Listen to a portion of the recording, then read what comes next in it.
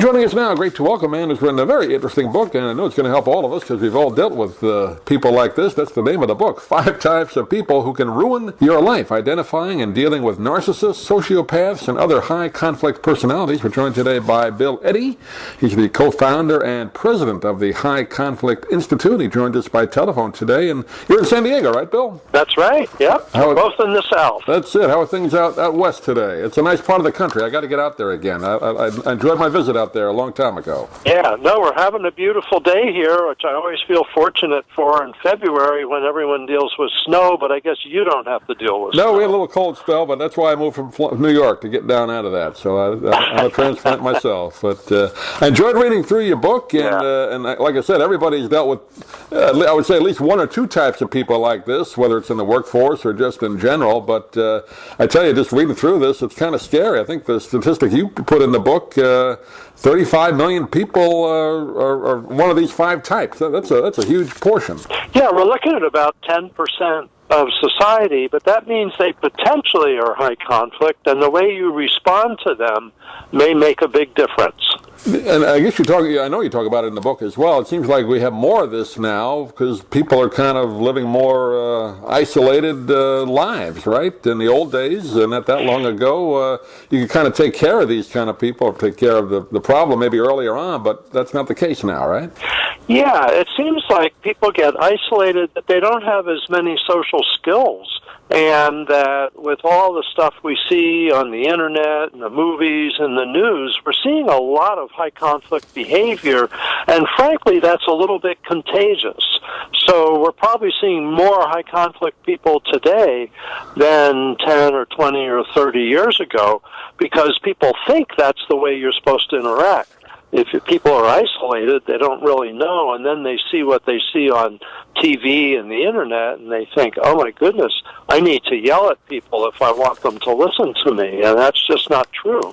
Yeah, I think not to blame totally, television and all that and radio, but a lot of it does come from that because look at all the daytime talk shows nowadays. Even nighttime, people either have to be outrageous to get on them or yell at each other, like the Jerry Springer type of shows, and that's what people seem to be gravitating. Not everybody, but a lot of people gravitate toward that, and that's the way they think people are, right? Yeah, and they imitate that. And while it's entertaining for adults, for kids growing up, they kind of wonder, maybe that's what I have to be like. So, but there are ways to deal with that. So I just don't want to discourage people. No, that's why I want to get into that. And one of your methods is called the WEB method, right? Words, emotions, and behavior. That's right. It's a way to recognize high conflict people. And so let me just mention, high conflict people have 4 characteristics. You kind of look for these. One is they blame other people a lot, and they don't take any responsibility themselves. 0. It's like it's all your fault. It's not just partly your fault and partly mine. It's all your fault and none of it's mine. Then you get a lot of all or nothing thinking. It's my way or the highway. You're all bad and I'm all good. Then unmanaged emotions. They get upset and they act on their upset. So that's where you see road rage, or where you get people yelling or storming out of a meeting or something like that. And then there's the extreme behavior. And that's like the emotions drive these kinds of behaviors. So someone punches a hole in the wall or spreads nasty rumors on the internet that they know are not true.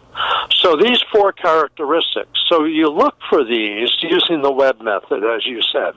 First is look at their words. Do their words have a lot of blaming, a lot of anger, maybe hatred, all or nothing quality to their words?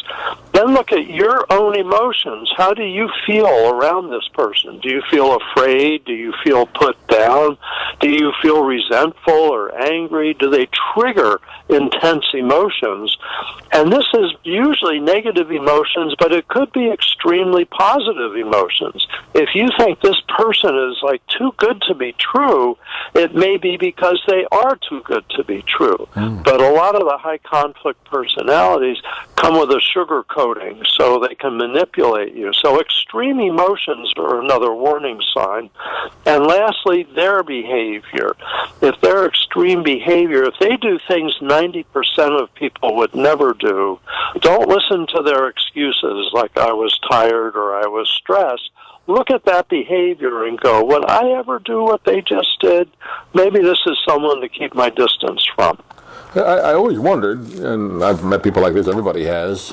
I mean, I can kind of pick up on it quickly, but some people, I guess, don't. They're just too trusting. But don't you think the people that are like this, either their parents would have recognized it when they were kids, or they would realize it, or is it just they don't care? Yeah. Well, part of what you said, like when we were kids, because kids grow up more isolated today, they don't have experience with going, oh, there's certain people I can't trust, certain people I can trust, and so they trust everybody and they shouldn't, or they don't trust anybody and they should. So it's a tricky thing, but by learning these skills, I think people can learn to be more discriminating individually and be able to decide who they want around them and who they don't want around them.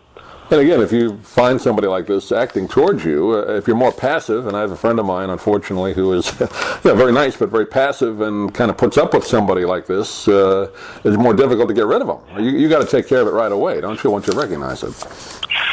Yes, and that's a very good point you're making, is early on, if you're dating, for example, we tell people wait a year before you decide to get married, have kids, buy a house together, because you want to look early on. If you see these signs, it's a lot easier to just not get too engaged rather than to try to get disengaged later on. And that's true in the workplace also. I do a lot of consulting and training, and there's a lot of workplace situations where people kind of tolerate somebody like this, and then they finally get around to firing them, and then they get sued, and it goes on another few years. Yeah. Better to kind of look for some of these warning signs early on, and if there is a problem, as soon as possible. Do you think it's, no, I guess maybe I'm answering my own question because we already said 35 million perhaps are like this, but is it getting worse or is it, are we turning a corner on this, hopefully? I think right now it's getting worse because, like I said, the culture can influence and kind of filter in to personality development. Like narcissism is getting worse. We're getting more and more self-centered because we're getting more individualistic. But I think if people learn skills, I think what's happening is society's changing faster than we're learning skills to deal with it. And so as people learn skills, I think the problem slowly calms down. Like I do a lot of workplace consulting and family consulting, and what happens is once people learn skills and everybody's dealing with a high conflict person, they don't get away with as much and they become more tolerable. Like a lot of workplaces have maybe a brilliant person, like really creates a lot of stuff, but it's hard to be around them. If they can kind of all manage that person, then things get better. Like Steve Jobs is a great example. Right. He was a high conflict person, but the people around him managed him well, so he was actually able to be very successful and creative. Yeah.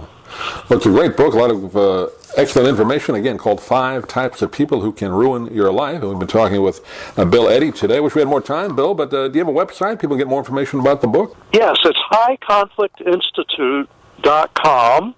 And we've got books, we've got videos, we've got articles for free. There's a lot of information there. highconflictinstitute.com. Great. Bill, pleasure talking to you. Hopefully we can do it again. Thanks for being with us today. My pleasure, Doc. I'm Stan Brock.